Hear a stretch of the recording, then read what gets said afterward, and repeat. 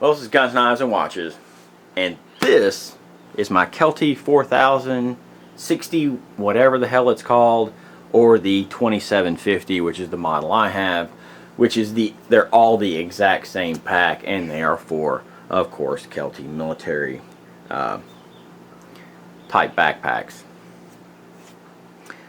Now, this pack, of course, is for mountaineering, and I said sometime I might show you what I actually use it for. And what I actually use this thing for, if you didn't get from my Mammoth Cave video, is I actually use it for backpacking. Now, I use it in a much different configuration than the way a lot of people would use it, because number one, it's not being deployed in its original configuration. It originally comes with a brain that has, of course, a belt and all this other type stuff. Mounts on the top like this, has an additional storage, and then has 3 pockets up there and everything. Of course, this thing weighs over a pound. Took it off. But Kelty has designed, of course, a cover that is built onto the pack for use when you have that deployed in its forward position up on the harness in these type, this, that, or the other. Of course, you still have all of your webbing and everything else. And of course, I have a Maxpedition, one of those large packs that's about 1.5 inches thick, something like that. And the reason I have that is because there's no other access point up here, and it's very easy for me to get to my gun. And of course, this gun is an airweight Smith & Wesson 38 with Crimson Trace laser grips, and it's just just a basic small Crimson Trace laser type deal, but 5 shots, you need a laser, plus you don't have to aim, or at nighttime you can just easily put the laser on what you want to shoot and shoot. And I really don't feel comfortable shooting with limited number of bullets, anything smaller than a 38 special. I don't like 380s and 9mm that have limited capacity. Really aren't my thing, just because. And plus, I'm pretty accurate with it, and I have the ability, of course this is loaded, to cock this, and then, but this thing weighs very little. I mean, it weighs a little less than a pound fully loaded, even with the Crimson Trace laser grips. So I'm pretty good. Got a couple extra rounds of ammo. So that's all we've got in there.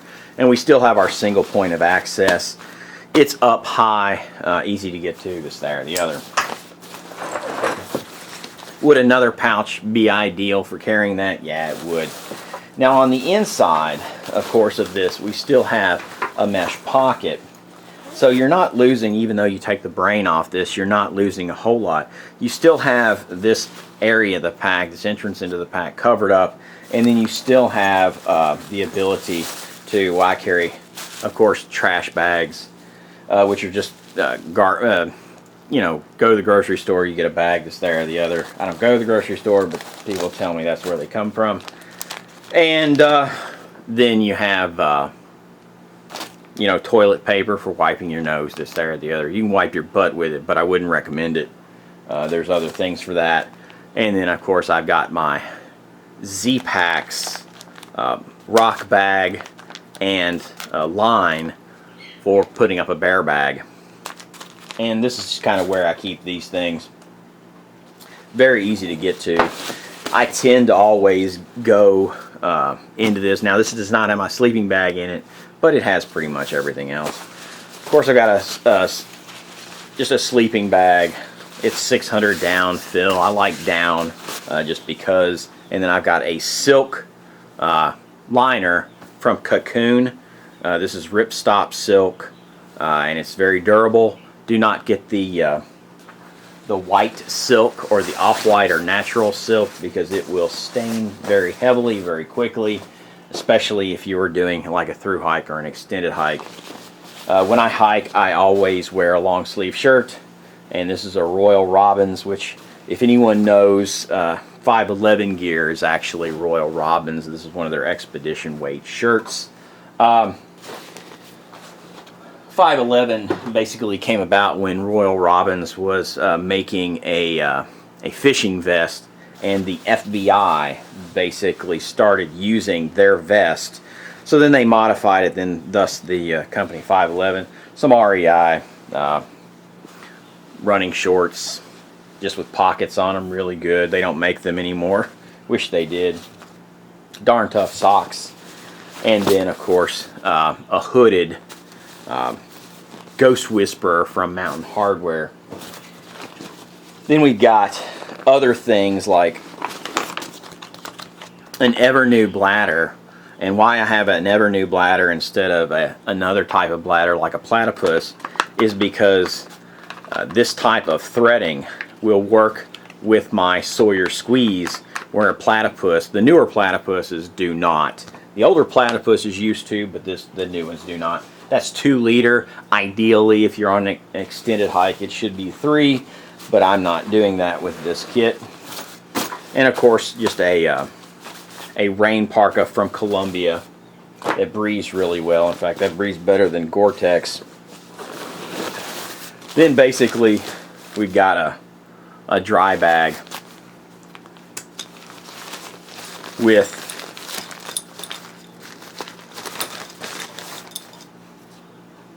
an icebreaker, wool,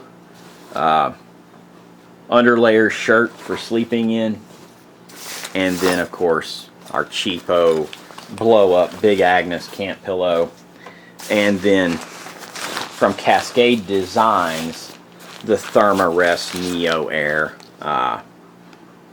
mattress, which is really a great mattress.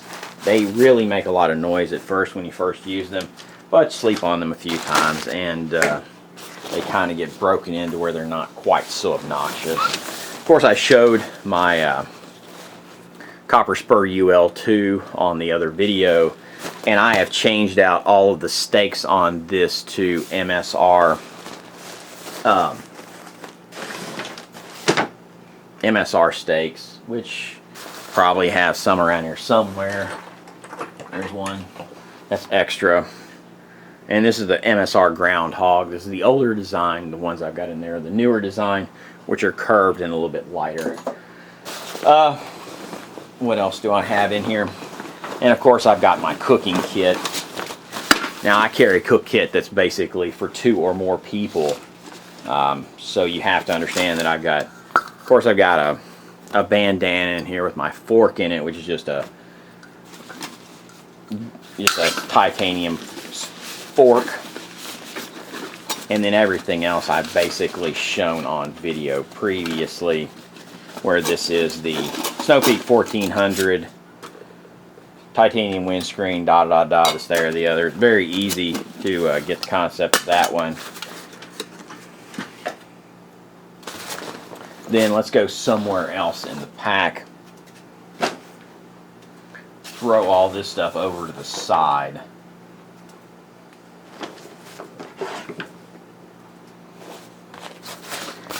Now, of course, this pack has access, along here, but I don't typically use it a whole lot, except for when I have to get something at the bottom. In here, of course, we've got our Z-Packs food bag with a little carabiner and everything that goes with that other. Got a pair of just mechanics gloves. There's standard lightweight, this, there, the other. Of course, we've got our going to the bathroom bag, which has our wipes in it, and the Quiz Whiz or whatever, Q Whiz, whatever. Of course, we've got our maps in a 12 by 12 lock sack. The Baco Laplander, and this works really good up to about 4 or 5 inches. Trees, I don't really do anything more than about 4 inches, 5 inches at the most. And then, of course, Sawyer insect repellent. This stuff's the best thing. But anyway, and of course, we've got our compass, whistle, and then our 1, 2, 3 batteries in a case. One thing I have learned though is to keep my these are fuel tabs. These are Esbit and those are Coghlan's, and they're really great, but you have to kind of keep them in a place where they're kind of protected. You can see where these have been chipped up and broken, this, there, or the other. And of course I take them out of their little containers. You're going to get a little dust down there, but you can use that for something in a fire, trust me. Of course I got my sewing kit, which is fine. You'll use it, as I said, you'll use it somewhere in your kit. Got a little carabiner, of course.